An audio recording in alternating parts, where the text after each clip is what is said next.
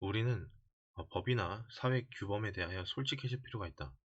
나에게 공부 잘하는 아들이 있고 그 아들이 미국에 체류함으로써 병역을 면제받는다면 나는 당신들이 뭐라고 하건 간에 틀림없이 그 면제 방법을 모색할 가능성이 있다. 그 아들이 공부를 못한다면 영어라도 배울 수 있게 미국에 남아있도록 손을 쓸 가능성도 있다. 이 원정 출산은 어떨까? 나에게는 딸이 둘이 있는데 그 아이들이 태어났을 때 미국 시민권을 안겨주고자 원정 출산을 시도하지는 않았지만 그런 꼼수를 사용할 만한 상황이 안 되었기 때문인지 만일 안 되었기 때문이지 만일 그렇게 할 수도 있었다면 굳이 그런 출산 방법을 외면하지는 않았을지도 모른다. 이 정치에 대해 전혀 관심이 없었던 내가 정치판에 대해 조그마한 관심을 갖게 된 것은 이 박원순 전 시장이 아름다운 재단을 어떻게 운영하였는지를 알게 되어 세이노 카페에서 공개적으로 그 재단에 대한 믿음을 버린다고 하면서부터였고 조국 사태가 그 뒤를 이었다. 이때 내가 하였던 것은 이른바 좌파 언론단체들에서 상당히 유명한 동창으로부터 장시간 동안 좌파 계보들 등등에 대해 개인 강습을 받은 것이었다. 그 다음에는 박노자의 러시아 혁명의 강의, 이른바 조국 흑서와 조국 백서도 읽었다. 이 제임스 볼의 개소리는 어떻게 세상을 정복했는가는 SNS를 통해 퍼지는 가짜 뉴스들을 구분하는 기초 체력을 연마시키는 정말 좋은 책이었다. 해리지 프랭크퍼트의 개소리에 대하여는 개소리에 대한 철학적 분석이어서 실전을 파악하는 데 있어 별로 도움이 안 되었다. 이 법과 관련된 항목에서 이런 얘기를 하는 것은 이 법에 앞서서 우리가 취하여야 하는 태도가 이 정치판에서 깡그리 무시되는 것을 종종 느끼면서 나는 우울증까지 도졌기 때문이다. 이 대장동 사태가 보도되면서부터는 내가 도대체 어떤 세상에 살고 있는 것인지 종잡을 수가 없어 불안해져서 불안증으로 정신과를 다니기도 했다. 나는 내 딸들이 대학을 진학할 때 학원비나 과외를 대준 것 이외에는 그 어떤 구린 짓도 하지 않았고 이 졸업 후 진로에 대해 개입한 적도 전혀 없다. 정치와 밀접한 관계가 있어야 하는 사업은 고교 시절에 시도했다가 망한 광고 대행업 하나뿐이고 그 후로는 단 하나도 없었다. 딱 한 번 구체적 기회가 있었다. 예전에 정보통신부에서 우리 사회의 각종 분야에 대한 기초 데이터 구축이 필요함을 인식하고 분야별로 거금의 사업 시행비가 걸려있는 민간사업 시행자를 모집한 적이 있었다. 그중 한 분야는 내가 잘 아는 분야였기에 신청 전에 이 처가와 인척간이어서 종종 배웠던 정보통신부의 고위 공직자를 찾아가 타진해 보았다. 적극적으로 밀어주겠노라는 말도 들었다.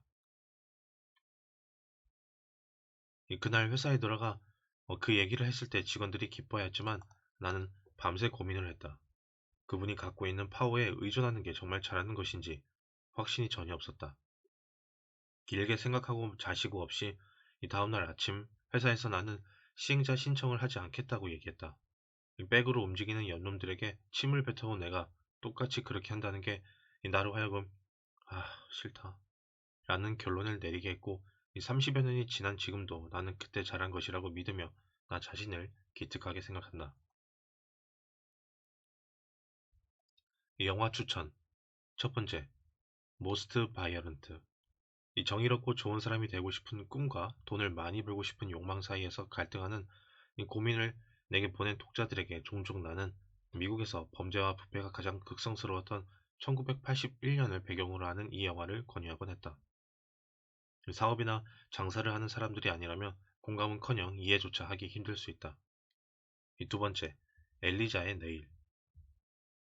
20여 년간 루마니아를 철권 통치하였던 차우체스쿠 1989년 12월 민중봉기가 일어나면서 그는 총살당했고 국민들은 더 나은 정부가 나올 것을 기대하였다. 차우체스쿠 정권에 저항하였던 의사 로메오는 새 정부도 희망이 없기는 마찬가지이므로 외동딸만큼은 유학을 보내려고 한다. 이 영화의 초반 줄거리이다. 반드시 봐라. 대한민국 실상이 크게 다를 바 없음을 알게 된다. 3번 도그빌. 위선자임이 분명함에도 자기 스스로는 착한 사람이라고 생각하는 연놈들은 전부 이렇게 되기를 내가 바라는 영화이다. 나도 뇌물을 준 적이 있다. 그 당시 내가 즐겨 쓰던 표현. 이 정보라는 것은 정에 부답하여 주고받는 선물이다. 이와 관련된 내용은 다음에 이어지는 공무원 만나는 법에 나온다. 이 법을 얼마나 지켜야 하느냐고? 일상생활에서 법은 도로에서 운전할 때 앞차와의 안전거리 규정과 같다. 이 고속도로에서 앞차와의 안전거리는 100m이다. 그러나 그 거리가 과연 실제로 얼마나 지켜지고 있는가? 1%도 안 될 것 같다. 그러다가 사고가 났다고 치자. 그때 비로소 법으로 제시된 안전거리 문제가 된다. 이 차선 변경의 경우도 마찬가지다. 깜빡이를 켜지 않는 운전자가 매우 많은데 이 접촉 사고가 났을 경우 그것을 켰느냐, 켰다면 언제 켰느냐 등등이 과실 책임의 양을 결정짓는다. 때문에 일상생활 속에서 법은 지키는 것이 좋다. 편법은 어떨까? 또 무엇이 편법일까? 이것 역시 공무원 만나는 법에 나온다.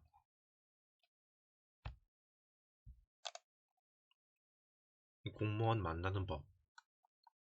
아래의 글은 2012년에 내가 세이노 카페에 20시간 정도만 올렸다가 삭제하였던 글이며 2022년에 원본을 뼈대로 하여 일부는 수정한 것이다. 새로 쓴 글은 굵은 글씨로 표시하였다. 이 독자들이 보내는 메일을 보면 내가 모든 공무원을 싫어하고 공무원이 되는 길을 누구에게도 추천하지 않는 것으로 생각하는 경우가 종종 있는데 그것은 정말 오해다. 공무원들 중 정말 맡은 바 직무에 충실한 사람들도 나는 만났었다. 이를테면 내가 살아오면서 법을 바꾼 적이 두 번 정도 있는데 두 번 모두 담당 공무원들과의 수차례 대화만으로도 충분하였고 최선을 다하여 공익을 위해 바꿔주었다. 공무원들과의 수차례 대화는 내가 방문하여 이루어진 것이었다. 내가 했던 것 중 기억나는 것은 외국인 투자 특례 대상에 산업의 동맥이라고 할 수 있는 물류 창고를 넣은 것이다. 또한 민간이 먼저 짓고 국가에 기부해야 하는 사회 간접 자본시설을 최초 등기할 때 취득세를 내야 하는 민간 명의 등기를 생략하고 국가 명의로 하는 것도 있었다. 이 조례에 반영시킨 것도 있는데 항만단지 내에서의 건축 시 항만단지에는 해풍과 소금기가 당연히 많고 항만부지는 물류를 위한 부지이지 나무 예쁘게 심으라는 부지가 아니므로 조경 관련 규제를 바꾼 것이었다. 이런 일들이 가능하였던 것은 법령 자체를 담당하는 부서 담당자와 법령을 직접적으로 처리하는 담당자, 각 부서의 상급자 등의 의견과 국가적 이익 여부에 대한 이해관계가 일치했기 때문이었다. 이 담당 공무원이 법에 따라 행정을 집행하여 법령상의 오류, 모순, 상충 등을 충분히 인지하고 있었더라도 관련된 부서 간의 입장 차이, 법령을 총괄하며 법령 자체를 담당하는 부서와 이해관계가 다를 경우에는 개정이 되지 않는 경우도 있다. 이 또한 국회의원에게 입법 발의 등의 형식으로 제안을 했음에도 거절되는 경우가 있는데 이 법을 개정하였을 때 이익을 침해받는 사람들이 많아서 이 선거에서 표가 떨어지게 될 것이 예상되거나 그 법 자체가 이 국회의원 개인에게 영향가가 없는 경우일 것이다.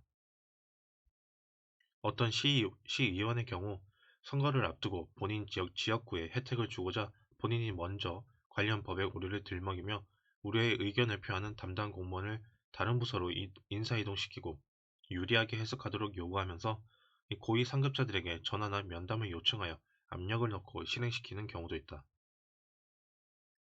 개인이 아닌 조직 단위를 보더라도 개판인 곳들도 많지만 정말 일을 잘하려고 애를 쓰는구나 라는 걸 느끼게 하는 부서들도 꽤 있다. 이를테면 법제처.